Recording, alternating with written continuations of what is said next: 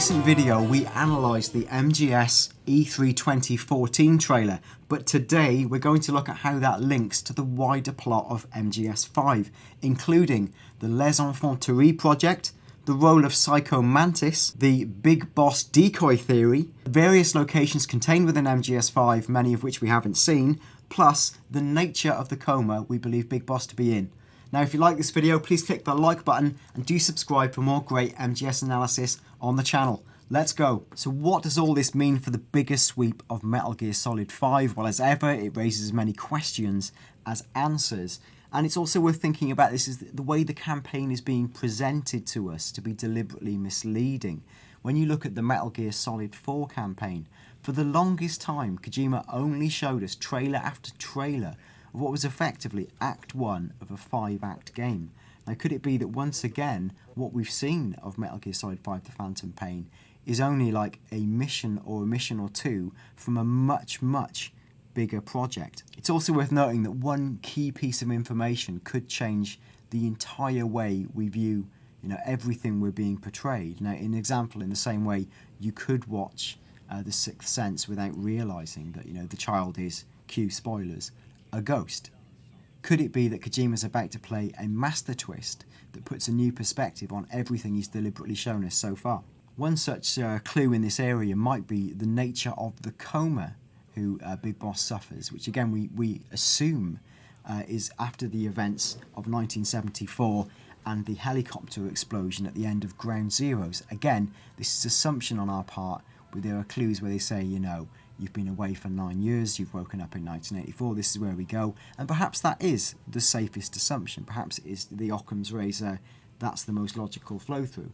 But there are inconsistencies in the Metal Gear Solid timeline that Kojima has said he will address effectively, hinting at a retcon of the previous Metal Gear lore. Big Boss was in a coma in 1972, and that's apparently when the Les Enfants Terribles cloning project took place. Now there's this coma that's been introduced, for the events of the Phantom Pain between 1975 and 1984. Now, also in Metal Gear Solid lore, Big Boss has another coma after the events of Metal Gear 2, where he's attacked by Solid Snake and effectively burnt to a crisp, which would mean that, there's 3 comas in Big Boss's life, which seems, a little bit unfortunate for the poor guy. Now, it could be that Kojima was attempting some device to retcon that altogether. Could it be that he only sees Big Boss as having suffered one coma, and that might be the one that's later in his life before he's reanimated effectively in Metal Gear Solid 4? And, could this entire game be almost like the coma is the central hub from which everything is played, and it could be the Patriots attempting to understand Big Boss's psyche and why he made the decisions he took. And again, this would tie into the idea of chains of revenge, of history repeating. It might be something to do with Solid Snake attempting to understand his family background and the origins of that. Again, these are just wild theories, don't hold too much stock in them, but you can't discount it. Now, in terms of known locations in the game, well, we know that, Ground Zeroes was set in Camp Omega on the southern tip of Cuba. That was in 1974. We've seen a military hospital, or what looks like a military hospital, in the Phantom Pain, the original cryptic teaser trailer from a year or so ago.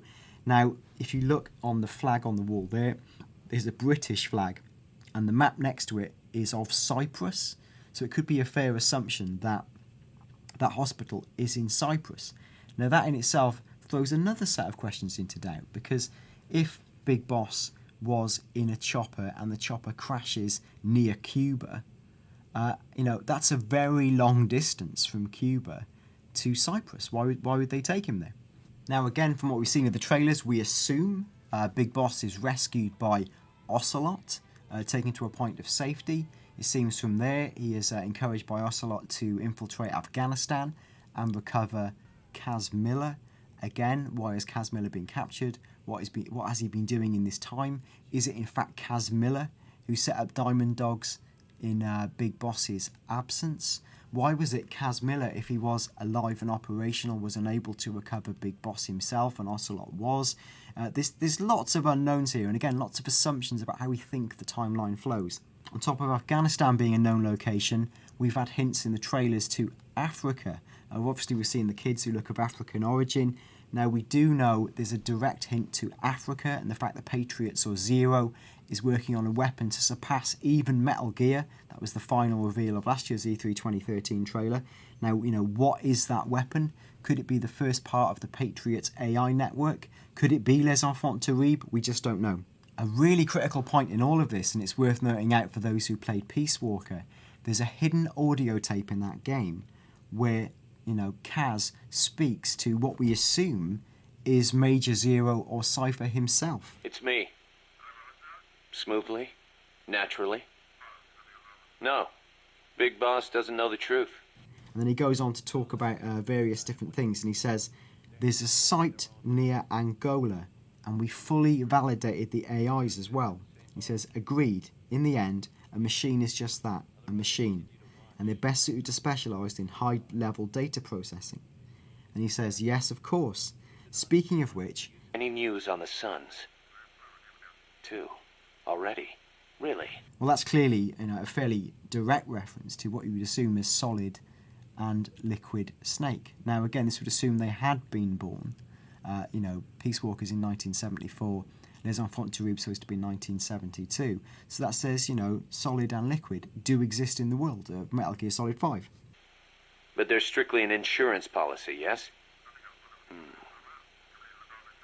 So that's the idea. I wonder how Big Boss will respond. Yes, but I'm only interested in the business angle. Like I said before, I'm neither an enemy nor an ally. I'm merely a business partner. Don't forget it. Yes, I'll be in touch, my dear Zero. So again, Major Zero, it's Cypher. Kaz clearly at some stage had been in cahoots with him. Is he still in cahoots with him during the events of Metal Gear Solid 5? Now, it's said that, Kaz had made it clear to Big Boss that they'd made their peace and they knew that he'd talked to Zero. But could that still be an ongoing relationship? What's Ocelot's relationship with Zero? We'll have to see.